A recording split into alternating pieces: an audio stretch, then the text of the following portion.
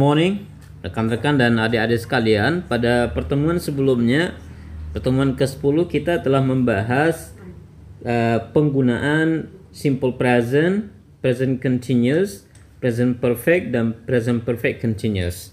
Maka sekarang coba kita lihat dari sisi yang lain. Kita mengarahnya ke samping ya.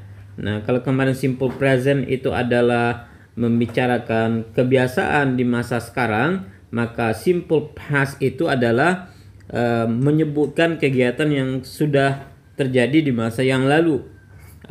Boleh juga kebiasaan, tapi kebiasaan masa lalu gitu. Kalau future itu simple future ya, itu adalah pekerjaan yang akan terjadi di masa yang akan datang. Nah, adapun past future, simple past future, dia akan terjadi di masa lalu tapi nggak jadi. Nah, itu dia, akan terjadi tapi batal gitu ya. Nah, misalnya saya akan menikah tamat SMA yang lalu tapi nggak jadi nikahnya, berarti namanya simple past future. Nah, sekarang kita lihat kolom di bawahnya ada past continuous. Kalau kemarin present continuous itu adalah pekerjaan yang sedang berlangsung di masa present atau di masa sekarang, maka past continuous sedang berlangsungnya di masa lalu. Jadi misalnya tadi malam jam 8 malam itu ketika kamu datang ke rumahku, kita kan gak jumpa ya. Saya itu sedang bikin tugas tuh dalam kamar. I was doing my homework in my bedroom. Saya sedang mengerjakan tugas di dalam kamar. Nah, bagaimana dengan future continuous? Nah, future continuous ini sedang berlangsungnya di masa future, di masa yang akan datang. Nah, saya nanti ke rumahmu ya, jam berapa? Jam 5 sore. Jam 5 sore. Oh, saya nggak bisa jam 5 sore. Kenapa? Karena jam 5 sore itu saya sedang nyuci piring misalnya. Sedang membersihkan piring. Atau jam 5 sore itu saya sedang nonton sinetron. Nah, I will be watching. I will be watching, I will be watching, I will be doing, dan seterusnya. Kalau dalam nyanyi kita, I will be singing ya. Baik. Past future continuousnya, nah sama dengan tadi. Kalau past future itu akan terjadi, kalau ini berarti akan berlangsung di masa yang lalu tapi nggak jadi berlangsung. Itu namanya past future continuous. Baik, kita pindah ke perfect. Perfect kemarin gimana pemahamannya? Telah terjadi tapi masih ada pengaruh ya, masih ada hubungan ke masa present, masa sekarang hubungannya. Nah, kalau past perfect telah berlalu tapi masih ada hubungan dengan masa lalu juga, dengan sebuah pekerjaan lain yang dikerjakan di masa lalu.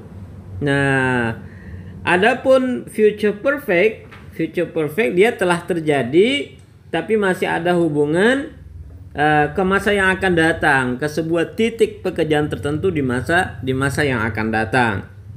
Nah, misalnya 3 tahun yang akan datang itu aku telah belajar bahasa Inggris selama 2 tahun. I will have studied English. I will have studied English. Saya telah belajar bahasa Inggris for 2 years, selama 2 tahun. Kapan? 3 tahun yang akan datang. Berarti sekarang dia belum mulai belajar bahasa Inggrisnya. Mulai belajar bahasa Inggrisnya baru tahun depan. Jadi 3 tahun setelah itu berarti dia telah belajar 2 tahun. Nah, past future tadi gimana konsep dasarnya? Akan terjadi, berarti sama dengan future, tapi nggak jadi terjadinya. Baik, kita lanjutkan. Kalau kemarin kita membahas present perfect continuous, dia telah terjadi di masa lalu, tapi sampai sekarang nggak terputus ya, masih sedang aja berlangsung. Misalnya saya sedang mengajar bahasa Inggris sejak 10 menit yang lalu tadi ya. Nah, sekarang kejadian ini di masa lalu, dia telah berlangsung dan tidak terputus pada saat pekerjaan yang lain dilakukan di masa lalu. Itu past perfect continuous.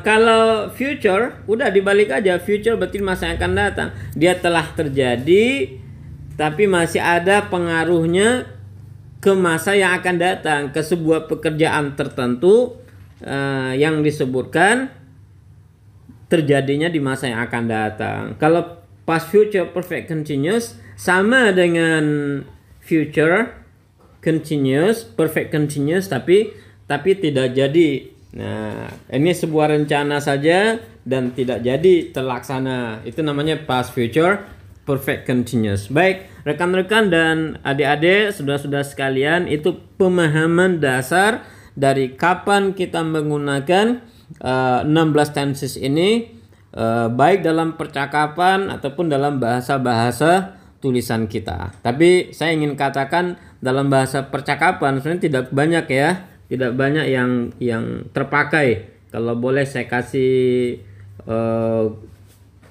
garis kayak gini lah, kira-kira garisnya. Wah, ini yang sering terpakai. Yang sebelah kiri garis itu sering terpakai. Sebelah kanan dalam bahasa percakapan nyaris tidak terpakai. Tapi dia akan terpakai dalam bahasa-bahasa writing. Tapi semua ini perlu kita pahami, perlu kita kuasai untuk memahami grammar bahasa Inggris secara keseluruhan, karena nanti bentuk-bentuk ujian, mungkin dalam ujian TOEFL dan yang lain-lain, pembahasan structure atau grammarnya ini dasar atau pemahaman dasar yang perlu kita miliki itu adalah 16 tenses ini. Baik, itu pembelajaran kita untuk hari ini. Saya bersembunyi di balik layar aja ya untuk hari ini. Terima kasih.